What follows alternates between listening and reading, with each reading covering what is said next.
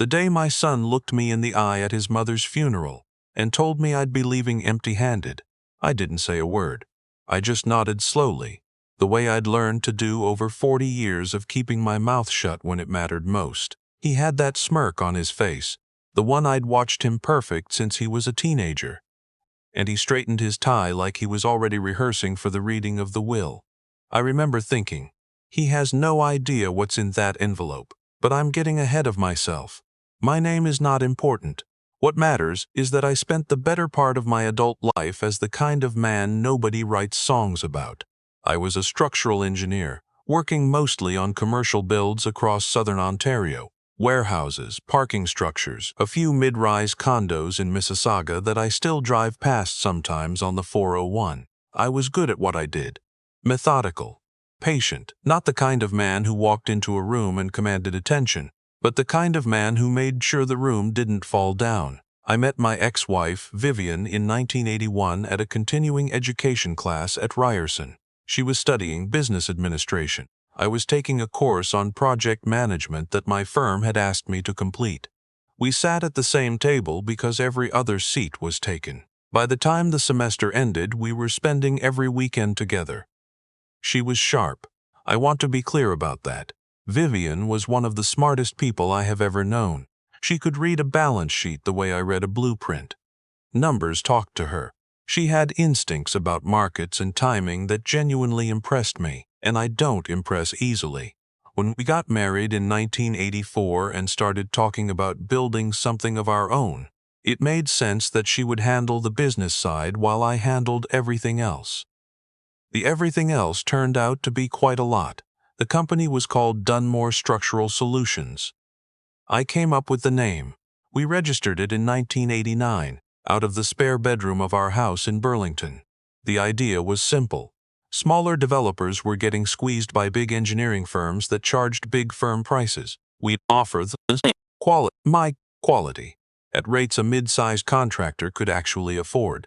Vivian would run the books, manage the client relationships, write the proposals. I would do the engineering, the actual work, the reports and calculations and site visits that made the whole operation legitimate.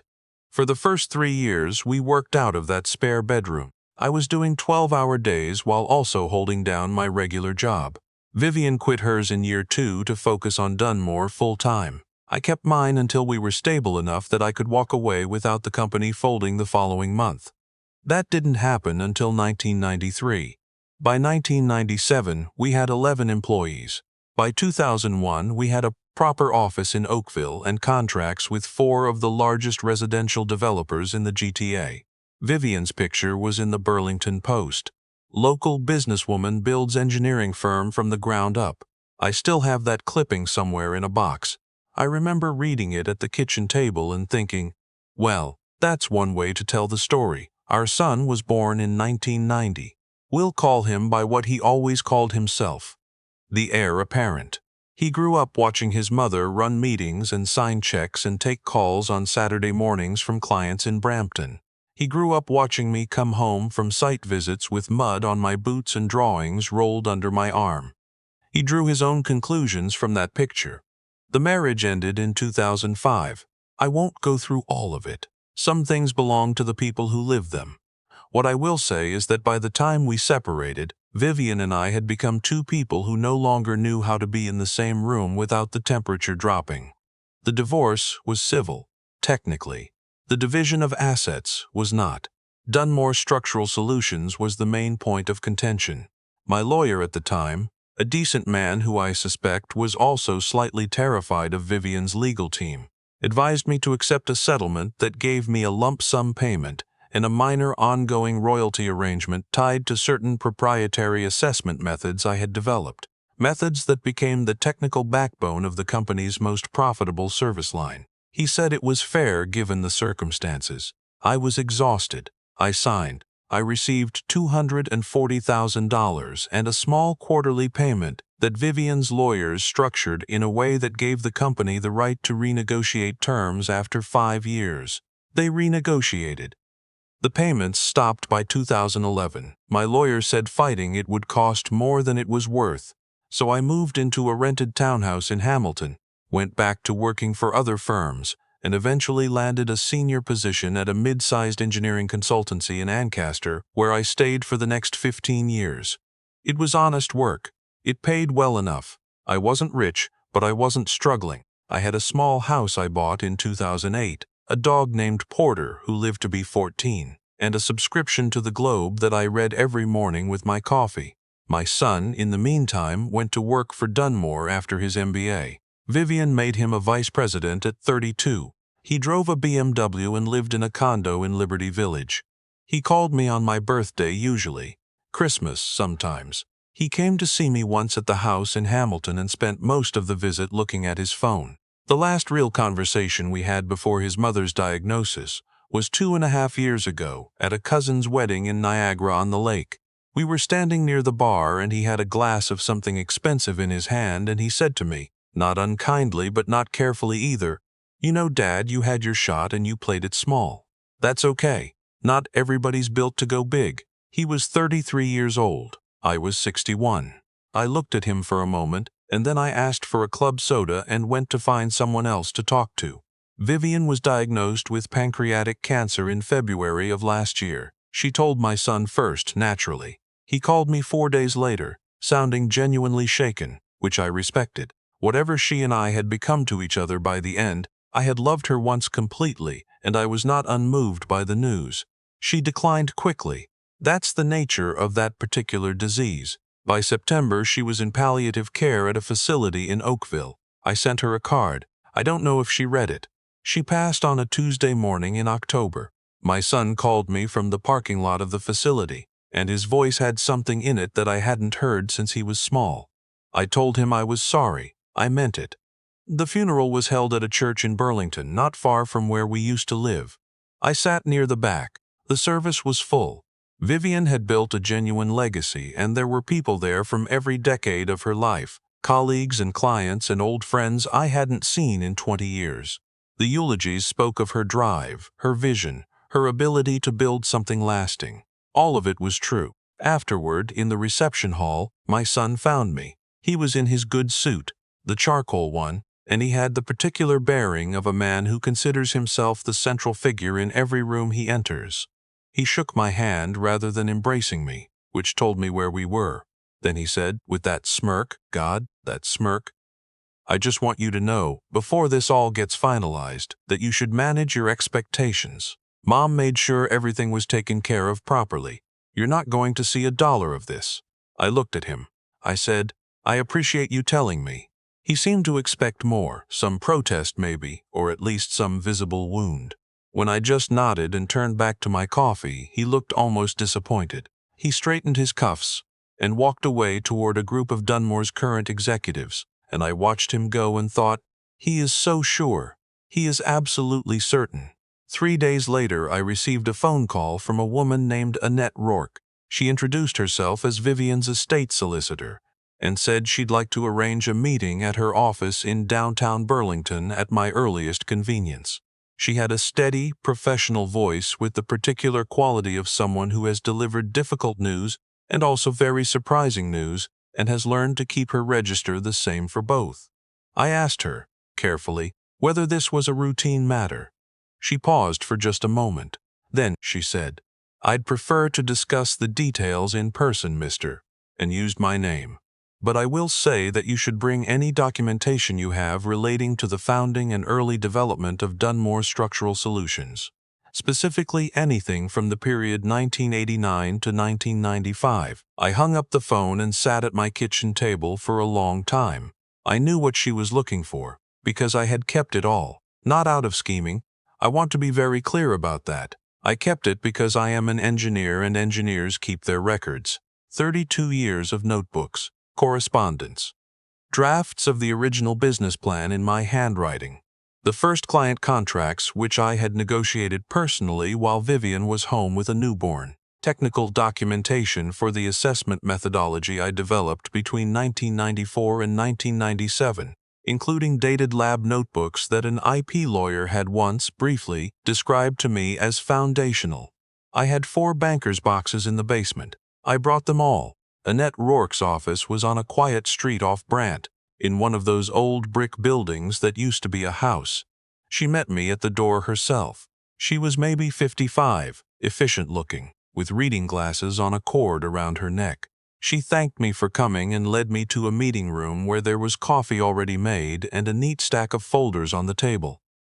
She told me that Vivian had retained her 18 months ago, not long after the diagnosis, and had spent a significant amount of that time in the process of restructuring her estate. She also told me that Vivian had spent several of those months working with an independent IP assessment firm out of Toronto. I set down my coffee cup. The IP firm had been engaged to determine the origins and current commercial value of the proprietary methodology, at the core of Dunmore's highest margin service line, the structural assessment framework that accounted for, at the time of the assessment, approximately 38% of the company's annual revenue. The firm had reviewed the original technical documents, traced the development timeline, and produced a report. The report concluded that the methodology had been developed entirely by me between 1994 and 1997 prior to the divorce, and that the licensing arrangement in the 2005 settlement agreement had been structured in a manner inconsistent with the actual ownership of the underlying intellectual property. In plain language, I had never properly signed away what I built, and Vivian had known it. Annette opened one of the folders. She slid a document across the table and let me read it without saying anything. Vivian's will directed the following. The company, valued at the time of the assessment at approximately $31 million, was to be placed into a trust. The trust named me as primary beneficiary with controlling interest. My son received a formal acknowledgement of his contributions as an employee and executive, a one-time payment for the fair market value of his share options, and $1. Her words, in the will itself, were $1, as a symbol and a lesson. She had also left a letter, sealed, addressed to my son, to be delivered at the reading of the will. The reading was scheduled for the following week. My son arrived in the same charcoal suit. He sat across from me in Annette Rourke's boardroom with his own lawyer beside him and the particular confidence of a man who already knows the outcome. He looked at me once when I came in and gave me a small, tight smile that said, "I'm sorry you came all this way." Annette read the will in full. The room was very quiet. I watched my son's face change. It was not a fast change. It happened the way things collapse in structural engineering. A slow, load-bearing failure, invisible for a long time, and then suddenly everything shifts at once. When Annette finished reading, my son's lawyer leaned over and said something in his ear. My son didn't respond. He was looking at the table. Annette then produced the letter. She placed it in front of my son and said that it was personal correspondence from the deceased and that she would give him time to read it privately if he preferred. He said no. He opened it there at the table. I don't know everything Vivian wrote in that letter. That was between the two of them, and I've chosen to leave it there. But when my son finished reading it, he folded it carefully, put it in his jacket pocket, and looked up at me with something I had not seen on his face in a very long time. He said, "Dad, I didn't know." I said, "I know." He said, "She never told me any of it." I thought. He stopped, started again. I grew up thinking she built all of it herself. That's what I thought. I said, "She built a great deal of it herself. That part was true." He looked at the window for a moment. Then he said, very quietly, "I said some things to you over the years." I said, "You did." Neither of us spoke for a while. His lawyer was trying to make himself invisible at the far end of the table, and to his credit he managed it. Eventually my son said, "I don't know what to do with this." I said, "Neither do I entirely. But I'm not going anywhere, so we'll figure it out." In the months that followed, the trust was formally established. I brought in an outside management team to handle the operational side. I'm 64 years old, and I have no desire to run an engineering company. What I did want was what I had never had: proper credit. In the agreement that was drafted, the founding documents of Dunmore Structural Solutions were amended to reflect the historical record. My name was added where it had always belonged. My son and I have had some long conversations since then. They weren't easy. 30 years of a story told one way doesn't get corrected in an afternoon. But he has been, to his credit, willing to sit with the discomfort of being wrong. He came to Hamilton in March and we drove out to look at one of the buildings I worked on in the 90s, a distribution center in Stony Creek that's still standing, still in use. I showed him where I'd solved a drainage problem that 3 other engineers had given up on. He listened, really listened, maybe for the first time. I don't hold what he said to me over the years against him anymore. I've let that go, not because it didn't matter, but because holding it would cost me the one thing I actually wanted back, which was my son. He's not perfect. Neither am I, but he showed up, and that counts for something.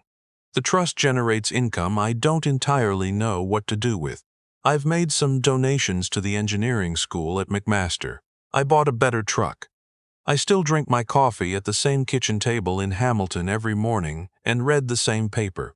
Some things don't need to change. What changed is that when I drive past those buildings on the 401 now, I know that somewhere in a file in a solicitor's office in Burlington, there's a document that tells the truth about who built them. And that turns out to be enough.